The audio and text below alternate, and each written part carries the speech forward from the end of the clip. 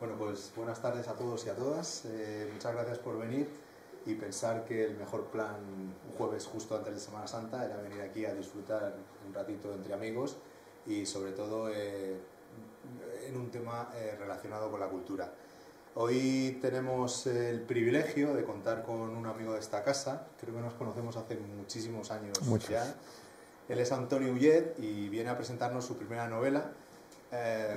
Yo estoy muy contento porque es el segundo libro que presentamos aquí en esta casa, en una agencia inmobiliaria que puede parecer un poco singular, pero bueno, pues es una forma de dar voz a autores jóvenes y con mucho futuro por delante. Y bueno, nos viene a presentar una preciosidad de novela que se llama La niebla de los recuerdos. Quiero decir que Antonio es arquitecto, es jubilado ya, ha sido arquitecto de profesión, ha trabajado a nivel internacional, ha escrito algún libro relacionado con su profesión, con la arquitectura, y bueno, pues a raíz de su jubilación, esas ideas, esos relatos, esas cositas que se va apuntando, pues han llegado a confluir en lo que es su primera novela, que es una pedazo de novela con 900 y pico páginas. No sé, ¿se puede hacer spoiler de...? Bueno, no, tú no verás. de la novela, digo de los proyectos futuros. Ah, sí, lo que quieras. Y ya tiene preparada de alguna manera la segunda, que tiene bastante relación con esta. Yo no la he terminado de leer, lo confieso, estoy en ello, pero es una novela que yo creo que tiene varias novelas, donde se entremezclan varias historias. Obviamente, no sé si podría considerarse una novela histórica, porque está en la trama, se narra en un contexto histórico, habla del amor, habla de la traición, habla de las obras de arte, de la posibilidad de robar de arte, etcétera, etcétera. Esto lo voy a dejar a Antonio, que nos lo va a presentar. Y nada, mil gracias por estar aquí. Es un placer que hayas decidido presentar tu novela en esta casa. Esta es tu casa para cuando quieras, y espero que paséis un ratito agradable y sobre todo que os entre el gusanillo de salir luego a llevaros un ejemplar de la novela para disfrutarla esta Semana Santa. Semana Santa, si empezáis hoy, el domingo de Resurrección seguramente la habréis podido terminar. Eso os lo digo yo. Muchas gracias, Antonio, bienvenido. Gracias. Gracias, Eduardo, por prestarme vuestra casa. Es verdad que nos conocemos hace muchos años. Yo puse el estudio de arquitectura aquí en Torrelodones, pues en los años 80 y tantos, y desde entonces he estado ejerciendo como arquitecto hasta hace, no sé ni siquiera cuándo, pero hace como 5 o 6 años o 7, que colgué ya el título de arquitecto en la pared y ahí se quedó. Después de eso he hecho otras cosas, pero una de ellas ha sido escribir. Siempre me ha gustado escribir. Siempre he hecho relatos cortos, cuentos de Navidad, pequeñas breves sobre personajes de mi familia, etc. Pero bueno, eso ya lo contaré después. Esta es la novela, La niebla de los recuerdos, que se publicó en el noviembre del 2022, es decir, la luz realmente la vio a partir del 2023, o sea que tiene un año y pico de vida en las tiendas, y he hecho ya alguna otra presentación, pero ninguna tan familiar y agradable como aquí. He hecho otra en el ayuntamiento, que la presentó la alcaldesa de Torrelodones, que lo hizo muy bien, porque como es periodista, pues estuvo muy incisiva, haciéndome preguntas sobre mí y la novela y mi relación con la novela, y estaba empeñada en que yo tenía parte de la biografía mía metida en la novela. La defraudaba mucho, pero ella sigue insistiendo en que tenía que ser, que siempre es así. Pues no. Lo único que así hay aquí mío, pues son que conozco Madrid y conozco muchas cosas de Madrid, y algunas de ellas se narran en la novela. Pero antes de meterme, y bueno, por supuesto no quisiera hacer ningún spoiler, como decía Eduardo, pero he pensado que quizás os interesara más el conocer cómo surge la trama de la novela, o sea, por qué surge esta trama que luego os presentaré. Esto, a ver si me lo he aprendido, era aquí, ¿no? Ah, que tengo que enfocar allí, perdón. Bueno, esta es la novela. Esto que veis ahí es realmente algo que a mí me ha pasado siempre. He sido afortunado porque las cosas me han pasado en la vida porque han pasado por delante de mí. Es decir, la mayoría de las cosas buenas que me han sucedido, también las malas, es porque estaba en el sitio y en el lugar y en el tiempo adecuado. Y he coincidido una persona, he conocido una persona, he conocido un sitio, nos hemos encontrado dos, es decir, las coincidencias. La serendipia, que llamamos ahora, las serendipias. La RAE lo define, pues como ahí dice, pues eso, un hecho casual que produce un evento importante en tu vida. Esas son las casualidades. Uno de los personajes de la novela, del que hablaré luego, es un ingeniero de presas y habla precisamente de eso, ¿no? de que en la vida las cosas suceden por casualidad, pero se pregunta, ¿y si de verdad es casualidad o es que tenían que pasar así? Eso se basa en dos opiniones de filósofos que menciono también ahí. Jung, que era, no, creo que no era filósofo, era psiquiatra, creo, sueco, decía que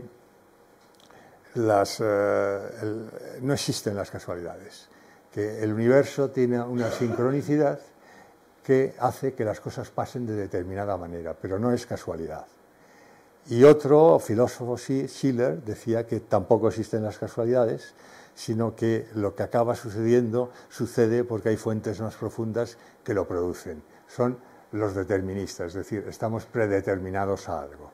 Yo no soy de esa opinión, yo creo que las casualidades sí existen y esta novela se basa en las casualidades, como después os narraré. Pero, ¿por qué surge la...? A ver, ¿puedes pasarlo tú? ¿Sí? Bueno, estos dos hechos son dos casualidades que me suceden a mí en dos épocas distintas de mi vida. La primera en los años 90, leyendo, yo soy una persona muy ordenada, eso tengo que decirlo, entonces las cosas que me interesan las apunto. No he traído mi libreta, que siempre me acompaña, pero siempre en la libreta voy apuntando cosas que me llaman la atención, cosas para no olvidar, cuando tenía reuniones por las reuniones que tenía, etcétera. Pero también las ideas o las cosas leídas. Y esta fue en los años 90, que un periódico de Málaga sacó la noticia de que habían robado una obra en el Museo Picasso de Málaga. Luego la encontraron, o le cogieron al ladrón. Pero hacía una relación histórica de los museos y de los robos en los museos. Y comenzaba con estos dos que tengo aquí. Probablemente habría precedentes anteriores, pero estos eran los dos primeros hechos en museos importantes. Uno fue un acuchillamiento salvaje de una anarquista que rasgó unas obras de Ingres en 1907. Naturalmente, en aquella época no había protección ninguna, había un guardia de seguridad por las salas y nada más. Entonces la detuvieron cuando yo la había estropeado, rajado la obra. Y la otra fue el robo de la Mona Lisa del Louvre, que luego contaré con más detalle. Estas dos noticias me llamaron la atención, lo de robos en los museos, y ahí se quedó.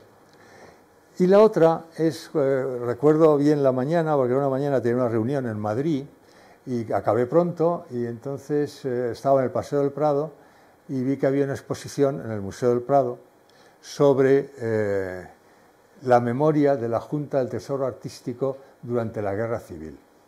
Una exposición fascinante. Fue en el verano del 2003, bueno, verano, entre junio y octubre de 2003 estuvo esa exposición. Entré en ella y me quedé muy sorprendido por todo lo que en ella se contaba, que ahora voy a dar unos pequeños rasgos de lo que se decía, porque era desconocido, eran hechos totalmente desconocidos hasta esa época. ¿Puedes pasar? Esta es la exposición. Puedes pasar a la siguiente si quieres. En esta exposición lo que se hacía es una descripción de todo lo que había sucedido en la Guerra Civil con las obras de arte en Madrid. Obras de arte de todo tipo, pinturas, esculturas, urbanas, en iglesias, en palacios. Cuando se produce la Guerra Civil hay una primera reacción de quema de iglesias, de asalto a palacios, etcétera, y el gobierno de la Segunda República se da cuenta que tiene que poner freno a esos hechos y entonces nombra una junta que le llama Junta del Tesoro Artístico. Esta junta es la que organiza toda la protección, que si veis periódicos de la época, pues veréis a la Cibeles, a Neptuno, en fin, todo lo que eran grandes esculturas protegidas. ¿Contra qué? Pues primero contra los ataques de disparos, bombas posibles, etc. Pero también contra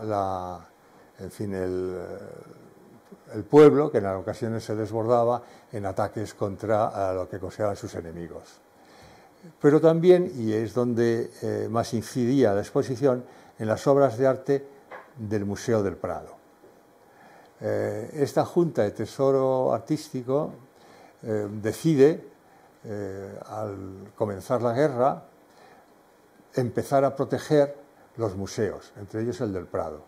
Y dentro del museo se realiza una serie de obras de protección de cuadros, de protección de esculturas dentro del propio museo, tapado de ventanas, etc., por si acaso el conflicto bélico llegaba hasta el centro de Madrid. La descripción de la exposición, la época en que se hace la exposición, y eso me llamó mucho la atención, era en el gobierno, el último año del gobierno de José María Aznar, era un gobierno del PP. Sin embargo, la exposición, el comisario de la exposición, era gente intelectualmente muy reconocida y prestigiosa, pero gente con connotaciones socialistas. Entonces la exposición, tanto la memoria, el libro de la memoria de la exposición no está ya disponible, o sea, no hay posibilidad de comprarlo, pero sí existe en PDF, en online, y es muy interesante. Si os interesa el tema, realmente es interesante. Bueno, pues esta exposición tiene claramente una predisposición a justificar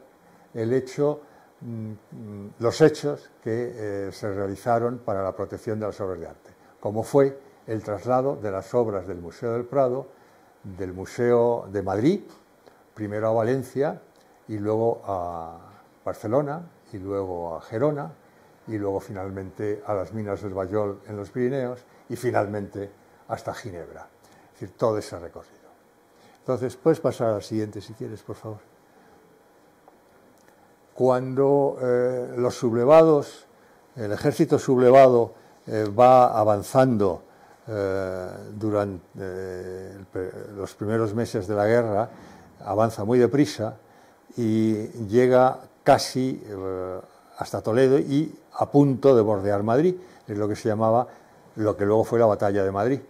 Viendo esto, el gobierno de la República decidió que podían quedar prisioneros dentro de Madrid y que era conveniente evacuar el gobierno a Valencia. Entonces, el 5 de noviembre del 36, el gobierno se traslada a Valencia. El mismo día que todo el gobierno se traslada, ese mismo día, la Dirección General de Bellas Artes envía una carta al director del Museo del Prado pidiéndole, con una lista de 40 obras, que esas obras fueran inmediatamente evacuadas también a Valencia. El entonces director en funciones del Museo del Prado, porque el que era el director realmente era Pablo Picasso, pero estaba en París, entonces el director en funciones, cuando recibe esta carta, intenta, bueno, voy a comentar estas imágenes. La de arriba es la comitiva de Ginebra, de la Junta de Protección Internacional que se creó para proteger las obras de arte, que cuando recibió todo el contingente pictórico y escultórico de España, delante del Palacio de las Naciones Unidas. El de abajo fue uno de los primeros camiones que se evacuaron. El director del Museo del Prado se negó a mandar obras fuera del museo porque consideraba que era un riesgo excesivo para las pinturas, para las capas pictóricas, para las telas, para todo. El gobierno inmediatamente recibe la respuesta con la negativa, manda otra carta ordenando, insistiendo en que se evacúen esas obras. Entonces el director del museo, del que hablaremos luego, vuelve a negarse y esta vez acude a informes técnicos de los restauradores. Los restauradores, el jefe principal, del que también hablaré luego un poquito, también se niega, dice que es un disparate, que no se deben trasladar, que es mejor protegerlas dentro del museo, pero no hacen caso a ninguno de los dos y el gobierno, o sea, la Dirección General de Bellas Artes, decide mandar al museo a Rosa León, que era una pintora de la época, creo recordar que era la mujer de Alberti, me parece, y esta mujer, sin ninguna precaución y cumpliendo órdenes, evacua las obras de arte como figuran en ese camión, es decir, sin ninguna protección. Con lo cual, el riesgo de todo lo que salió en ese primer contingente, pues era altísimo.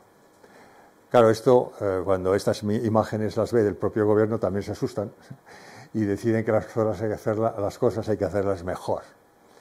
Si quieres, puedes pasar a la siguiente. Bueno, aquí veis lo mismo. En esta ya han protegido algo más las obras, pero fijaros el tipo de camiones y luego veréis el recorrido que tuvieron que hacer. Entonces, por supuesto que es discutible si esa fue una buena idea trasladar las obras de arte con ese peligro de tantos miles de kilómetros de carretera para luego volver a traerlas, o si hubiera sido mejor que se quedaran en el Museo del Prado. Hay quien dice lo uno y lo contrario. No voy a entrar aquí en ese debate, pero cada uno de vosotros sí puede tener una idea de lo que hubiera sido mejor.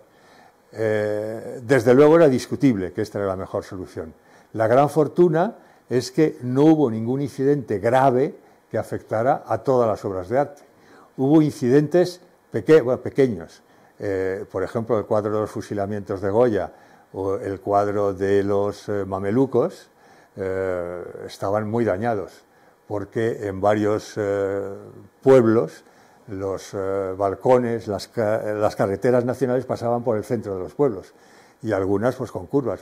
En varias de esas, en los balcones, se quedaron enganchadas pues parte de estas obras.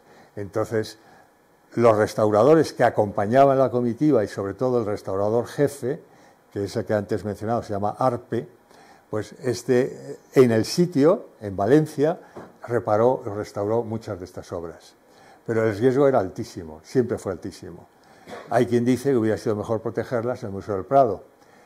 La Segunda República decía que Franco quería destruir el Museo del Prado. Esto, con todos mis respetos, y desde luego yo no soy franquista, pero con todos mis respetos es una tontería. Es decir, Franco intencionadamente no querría destruir el Museo del Prado. Sí es cierto que algunas bombas cayeron en el Paseo del Prado y alguna tocó o rozó las fachadas y hubo rupturas de cristales. Pero en toda la guerra no pasó nada, absolutamente nada. ¿Hubiera sido mejor que se hubieran quedado? ¿Es mejor que se hubieran ido? Pues no lo sé. Esto es lo que pasó. Si quieres, puedes pasar a la siguiente. Bueno, ahí os vienen las fechas. En la anterior, pero da igual. Esto, si queréis, pues está disponible si alguien lo quiere, ¿no? Aquí os hago ver las personas, las 4 personas más importantes en todas estas decisiones, porque políticamente la decisión era de la Segunda República, era de Juan Negrín, que dijo que las obras se trasladaran. Estos personajes son los que tuvieron que luchar a favor y en contra de que se trasladaran las obras. Sánchez Cantón era el subdirector, director en funciones, y Manuel de Arpe era el jefe de restauradores. De Sánchez Cantón no se ha hecho ninguna biografía y fue un hombre clave en la protección del Museo del Prado. Y de Manuel de Arpe, sus hijos o sus nietos, en el año 22 me parece que escribieron un libro biográfico en el que este hombre era muy meticuloso, llevaba un diario de a bordo, por decirlo así, y narró todo lo que pasó en ese viaje. Bueno, pues eso en el libro de sus nietos figura. El director general de Bellas Artes era un pintor valenciano, Renaud, que está ahí, la foto de joven en la época en que sucedió, y luego ya en los años 70. Y Timoteo, Timoteo Pérez Rubio, ¿no? Sí. Timoteo Pérez Rubio era el jefe o el presidente de la Junta del Tesoro Artístico. Ellos estuvieron enfrentados, pero al final, naturalmente, se hizo todo lo que la Junta ordenó. Todas las obras salieron de Madrid a Valencia, al Palacio de las Torres Serranos. Si conocéis Valencia, Torres Serranos es el primer monumento que te encuentras en la antigua carretera de Madrid a Valencia. Allí se estuvieron ubicadas todas las obras de arte. Cuando en el año 38, creo que era en noviembre del 38, Valencia empieza a tener fallos de comunicación con Cataluña, porque Franco, las fuerzas de Franco, iban a cortar esa unión entre Valencia y Cataluña, deciden trasladar el gobierno a Barcelona. Y al poco tiempo de Barcelona, a Gerona, a Figueras. Entonces, los cuadros siguen el mismo recorrido que el gobierno. Es decir, el cuadro siguió, los cuadros, las esculturas, todo lo que era el tesoro artístico, incluso lo que llaman algo que era valiosísimo, que es el tesoro del Delfín. El tesoro del Delfín era toda una serie de orfebrería, platería, o sea, auténticas joyas que en la época de cuando se nombró a Felipe V como el primer rey Borbón, pues el padre regaló a su hijo, a Felipe V. Todo eso que se llama el tesoro del Delfín también acompañó este viaje. En Figueras estuvieron los castillos de Perelada y estuvieron allí muy poco tiempo, porque el bombardeo, claro, según iba el gobierno moviéndose, pues los sublevados iban siguiendo al gobierno y seguían bombardeando. Entonces decidieron trasladarlas a un sitio que habían adecuado que se llaman las minas del Bayol. Minas del Bayol son unas minas en la zona sur de los Pirineos, eran minas de talco y que se adecuaron para que cupieran todas estas obras de arte.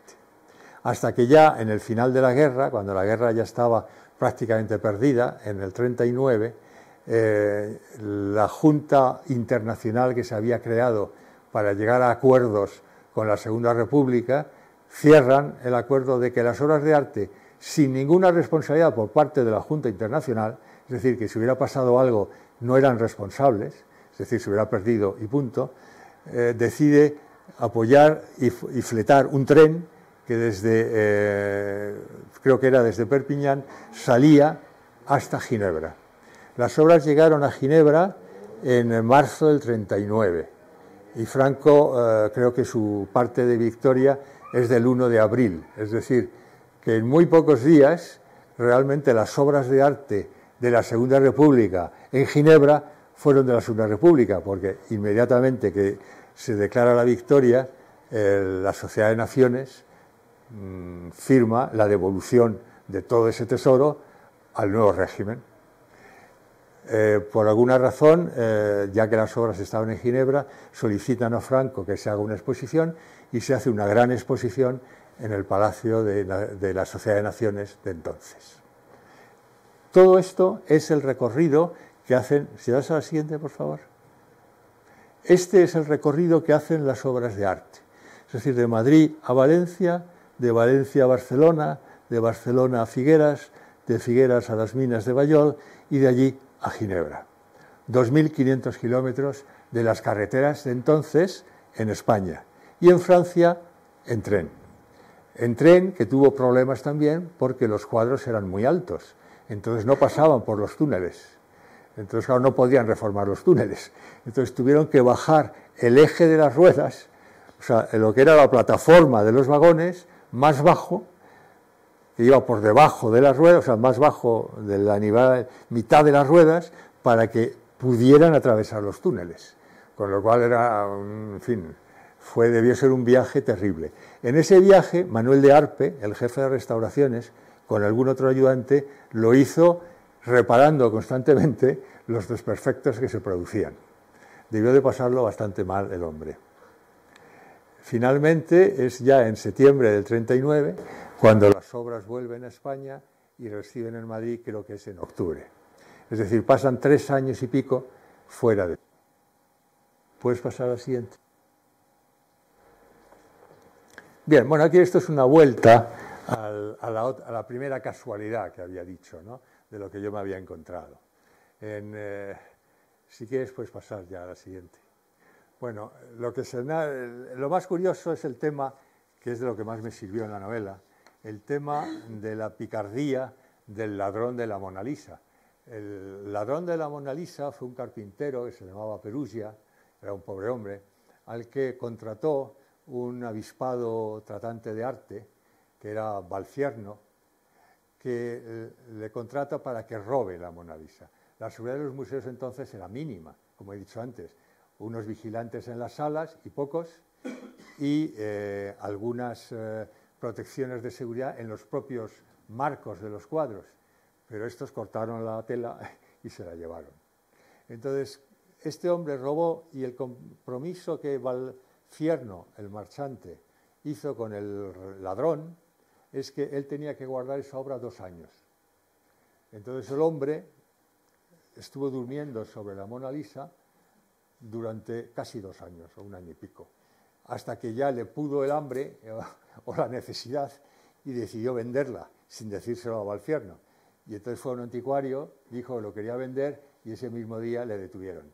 Es decir, le duró muy poco la gloria, pero por incumplir lo que le había dicho Valfierno. Y con él pues cayó Valfierno y el pintor, que era un gran pintor, Chaudron, quiero recordar, no sé cómo se pronuncia en francés, Chaudron, sí. Pues este era un gran pintor, hizo unas falsificaciones valiosísimas. ¿Y qué es lo que hicieron este tratante y el pintor? Copias. Hicieron copias de la Mona Lisa que vendieron a muchísimos, no 1 o 2, sino a muchos clientes incautos que, como el tema se hacía ocultamente, nadie se enteraba de nada, ellos, cada uno de ellos por separado, creía que estaba comprando la Mona Lisa. Entonces la Mona Lisa estaba dormida en el jergón del carpintero. Entonces esto me llamó mucho la atención. Si das al siguiente, ¿cómo surge el tema de la novela? Pues justamente es con estas 2 casualidades, es decir, para decirlo bien, diré, las preguntas eran, para el público en general, ¿es posible diferenciar un original de una copia? Cada cual puede responderse. Yo, desde luego, no. Es decir, y es evidente que a los 20 y tantos incautos que compraron la Mona Lisa, pues tampoco. Es decir, porque además eran con peritos. Es decir, claro, y ten en cuenta que el peritaje en los años 20 y 30 no es el peritaje de hoy, que tiene todo tipo de mecanismos, escáneres, radiografías, etc. Entonces era sencillamente la experiencia y el conocimiento del perito. Pero a simple vista, un original y una copia, pues en aquella época es difícil de reconocer. Segundo, al robar un cuadro, lo que decía antes, ¿qué es mejor? ¿Intentar vender el cuadro que has robado o hacer copias del cuadro que has robado, que es lo que hicieron estos señores, y ganar mucho dinero vendiendo muchos originales porque nadie confesaba que lo tenía? Porque claro, cuando robas la Mona Lisa no vas a decir que la tengo en el salón de mi casa, es decir, la tengo en un sitio privado que la veo yo y 2 amigos, punto. Y la tercera es, ¿cómo es posible que en plena Guerra Civil Española, en Europa, a un paso de la Segunda Guerra Mundial, que un tren cargado con un tesoro artístico español que no tenía un vagón ni 2, tenía muchos vagones, llevaba, bueno, una de estas, no os lo he comentado, pero estaba escrito, se llevaron 390 cuadros, 280 dibujos, 176 esculturas, en fin, un tren cargado con muchos vagones cargados de obras de arte. ¿Cómo pudo circular libremente entre Perpiñán y Ginebra, sin que nadie se enterara? Bueno, eso me llamó la atención. Y la cuarta, y a nadie se le ocurrió robar al menos una pequeñita, una que no sea muy grande. ¿No hubo intentos de robo durante ese viaje? Fijaros que es un viaje que dura 3 años. O sea, están aquí, en Valencia, en Barcelona, Gerona y las minas de talco. Por mucha vigilancia de ejército que hubiera, ¿nadie pudo robar 1 o 2 o más? En fin, estas preguntas son las que, sus respuestas, las respuestas que yo me di, dieron origen a esta novela, porque justamente es de lo que trata. Y no solo a esta novela, sino, como ha dicho Eduardo, a una segunda, que realmente es una segunda novela que quien la lea no tiene que haber leído esta, porque es una historia distinta, El que ha leído esta sí reconoce a los protagonistas de la segunda, pero son realmente dos novelas distintas. En esta trama es en lo que se basan las dos. Si quieres, puedes pasar a la siguiente. Unas cuantas serendipias, como he dicho ya, constituyen esta trama. Pasa a la siguiente, por favor. Este pequeño esquema que he hecho aquí es realmente un poco lo que es la novela. Es decir, la novela se trata de tres serendipias principales. Una, tres amigos que son antiguos compañeros de colegio y de bachillerato, salen del colegio, se despiden, uno es ingeniero, se hace ingeniero de presas, el otro se hace un militar y el otro es un abogado, pero es un político. Llevan vidas distintas y un día, una nevada en Sesa. Sesa es una de las pocas notas biográficas de la novela como lo de Madrid, porque Sesa es de donde era mi bisabuelo, no, mi tatarabuelo. Mi tatarabuelo era de Sesa. Bien, es la única referencia biográfica que hay. Bueno, pues este señor ha conocido, como conocí yo, que sus ascendentes eran de Sesa y se compra una casa. El ingeniero de presas está haciendo inspección de las presas de toda la zona alta de Aragón.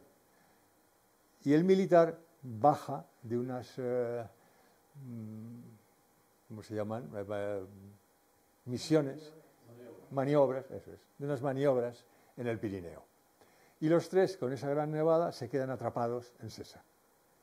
Y en Sesa hay un hombre que se llama Ambrosio, que no es el que figura ahí, el joven Ambrosio, es el padre de este, que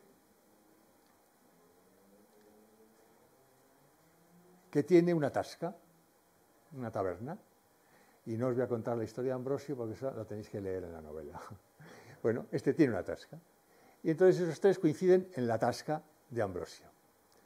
Se cuentan historias, se cuenta lo que hacen tres amigos cuando hace 20 años que no se ven, pues se cuenta su vida, etcétera, etcétera. Y uno de ellos, el político, el que tiene casa en Sesa, pues empieza a contarles el misterio que le ha sorprendido de unas obras de arte que ha visto en la casa de la tasca, no ya tasca, sino restaurante del tal Ambrosio, y que le llaman la atención. Ahí se queda la cosa, pasan los días y se quedan en ver 20 años después. Dice, como nos hemos visto 20 años desde el colegio, dentro de 20 años nos reunimos aquí otra vez. Y como todas las promesas que hacemos todos, pues las incumplimos. Es decir, pasan los 20 años y no se reúnen. Entonces ya pasan los otros 20 años, ya son 40 del anterior, cuando el político llama a sus amigos y dice, oye, es que no habéis venido aquí hace 20 años, vamos a reunirnos ya. Y se reúnen otra vez, por segunda vez, ya en el año 20, en 2020. Cuando se reúnen, ya el político les acaba contando más historias que unen con las otras serendipias. Paso a la serendipia 2. No pasa de página, digo, paso yo a la serendipia 2, a comentar la serendipia 2. La serendipia 2 sucede el 16 de julio del 36. Dos restauradores del Museo del Prado, con sus novias, presentan a un asesor del Museo del Prado, que es americano, es un marchante de arte, que es americano, y se lo presentan a una chica inglesa, pintora, que está becada en el Museo del Prado durante un año. Entonces, ese grupo de amigos, esos 6, se hacen muy amigos y pasan la guerra civil juntos, o casi juntos, porque hay separaciones y tal, pero bueno, se hacen muy amigos. Ellos entrecruzan sus vidas y tienen repercusiones años después. Paso a la serendipia 3. La serendipia 3 es cuando dos personas totalmente opuestas, un exmilitar enfadado con el trato que el ejército le ha dado, y no os cuento el porqué, porque eso está en la novela y sería hacer un spoiler de la novela, pero está muy cabreado con los dos ejércitos, tanto con el nacional como con el sublevado, no, perdón, con el nacional es el sublevado, tanto con el republicano como con el sublevado, y el pintor está también muy disgustado por una serie de cosas que han pasado que no os puedo contar porque rompería parte de la lectura de la novela. Pero ellos dos, que son muy distintos, acaban haciendo un gran acuerdo. Y ese acuerdo es el robo del Museo del Prado. Y deciden robar el Museo del Prado. Hay un personaje que empieza siendo joven en la novela, se va haciendo mayor, y ese Ambrosio, que sale de Sesa el mismo día o al día siguiente de la sublevación, porque su familia le hace que se vaya fuera para que no corra peligro, y recorre varias zonas de España hasta que llega a Madrid. Y en Madrid se encuentra con los amigos del Museo del Prado, y esos amigos del Museo del Prado, los dos restauradores que he dicho antes, le acogen y le ayudan. Luego pasa la vida y se desarrolla todo el robo del museo y todo lo que pasa antes y después. Esto es en síntesis la novela. Tiene 900 páginas, luego da para muchas historias. Ha dicho muy bien Eduardo que en la novela hay como varias novelas, de cierta manera es cierto, porque hay descripciones de la vida de cada uno de estos personajes que en sí mismas pues podrían ser una pequeña novelita, ¿no? Y con esto estoy dispuesto a vuestras preguntas, a responder lo que queráis. Sé que algunos de vosotros habéis leído la novela, o sea que a lo mejor tenéis alguna cuestión que preguntar. Si no, pues...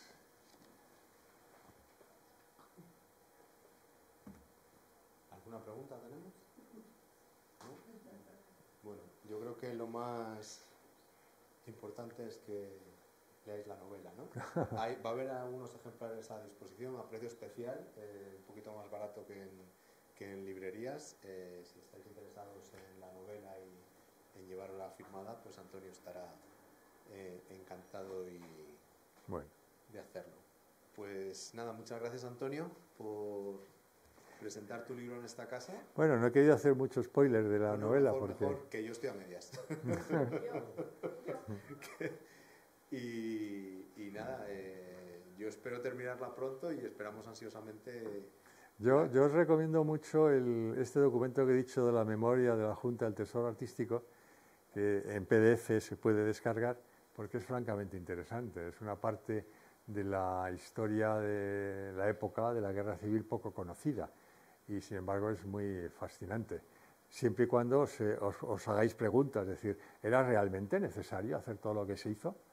¿Valió la pena 3 años de viajes por carreteras?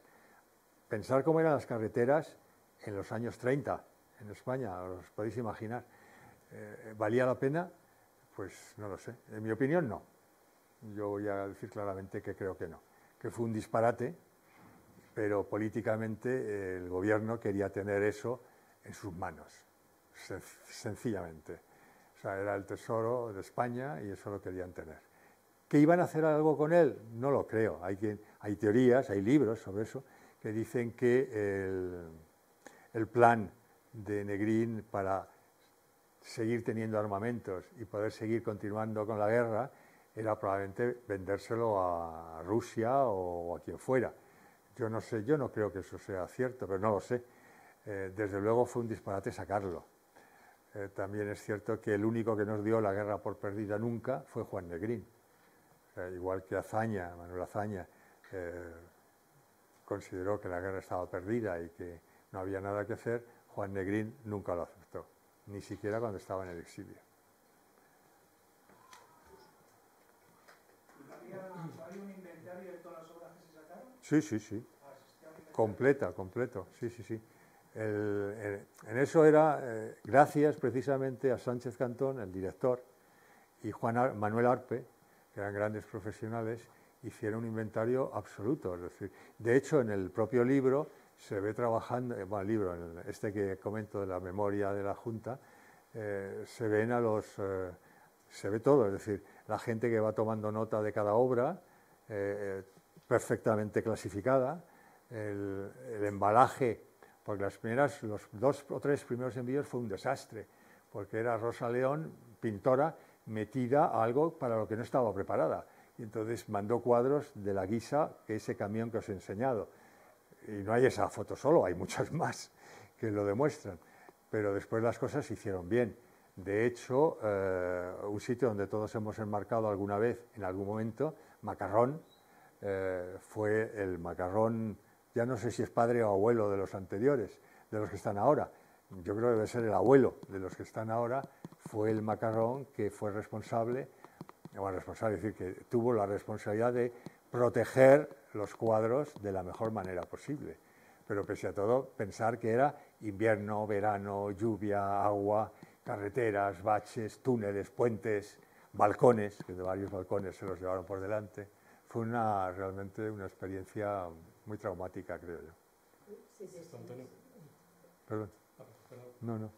Bueno, yo, más que hacerte una pregunta, quería darte las gracias como lector del libro por haber disfrutado de una manera impresionante pues, muchas cosas, como un viaje de Madrid a Valencia, que es un viaje en el tiempo, ¿no? Cuando los viajes pasaban por las plazas de los pueblos, parabas a comer en la tasca de la plaza. Hemos saboreado platos de cada lugar. En Valencia se pueden comer unas paellas, es que las comes al tiempo que lees el libro, ¿no?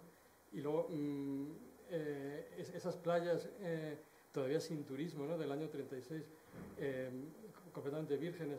Hemos paseado por esas playas, unos atardeceres, en fin, que es una gozada auténtica. Solamente estoy diciendo un pequeño episodio de ese viaje, ¿no? Hacia Valencia. Y bueno, que se disfruta un montón. Y unos personajes, unas mujeres, Sagrario, Carmen y Nadia, que son espectaculares. En fin, es una joya. Bueno, pues muchas gracias. Muchas gracias. Bueno, sí, hay un amigo mío que dice que me odia mucho porque ha engordado 5 kilos con la novela. Dice, porque es cierto que en la novela hay 3 aficiones mías que están ahí. Eso también es biográfico. Es decir, la enología, la gastronomía y la arquitectura. Son 3 aspectos que, bueno, que a mí... ¿Y se recuperaron todas las obras?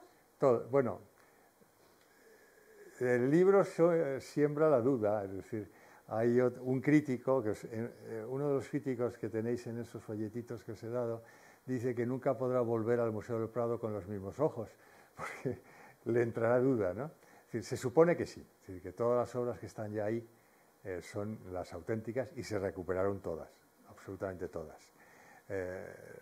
Lo que pasa es que también en la segunda novela se mantiene el hecho de que no todas las obras de arte, no en el Museo del Prado, en todos los museos del mundo, no todas las obras de arte han sufrido la investigación radiológica, ecográfica, etcétera, porque hay constancia de que muchos cuadros probablemente no sean los originales. Y entonces ningún museo quiere reconocer que en un momento dado le robaron un cuadro. Eso se tapa. Bueno, no lo sé.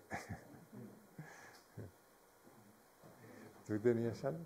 No, solo quería preguntar si para transportar los cuadros no se desmontaron de sus marcos, se transportaron tal cual con el... Bueno, dependió mucho de los cuadros.